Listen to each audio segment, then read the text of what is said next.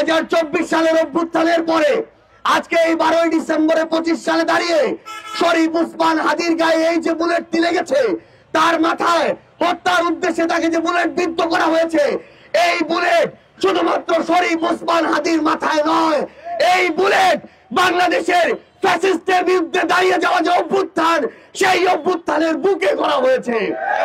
একটার পর একটা মামলা হয়, 10 জন 20 জন গ্রেফতার হয়, কিন্তু টাকার বিনিময়ে হোক, পিছন থেকে পলিটিক্যাল নেগোসিয়েশনের বিনিময়ে হোক, ওই আসামিরা, ওই খুনিরা একটার পর একটা জামিন পেয়ে গেছে।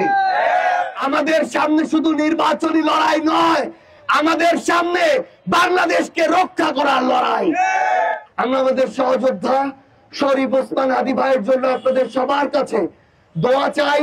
আমরা তাকে এই দুনিয়াতে, আমাদের আল্লাহর কাছে আমরা এইটুকু প্রার্থনা আমাদের, যেন তিনি আমাদের হাদি ভাইকে আমাদের মাঝে আবারও রাজপথে ফিরিয়ে দেন।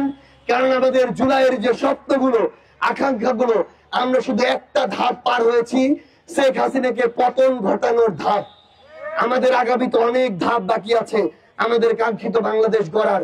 সেই বাংলাদেশ গড়ার পূর্ব পর্যন্ত আমরা সব হাদিরা এই বাংলাদেশের 1,47,570 বর্গ কিলোমিটারে আমরা আমাদের লড়াই চালিয়ে যাব। ইনশাআল্লাহ আপনাদের সাথে আমাদের আবারও দেখা হবে লড়াইয়ের রাজপথে অথবা বিজয়ে। ইনকিলাব জিন্দাবাদ।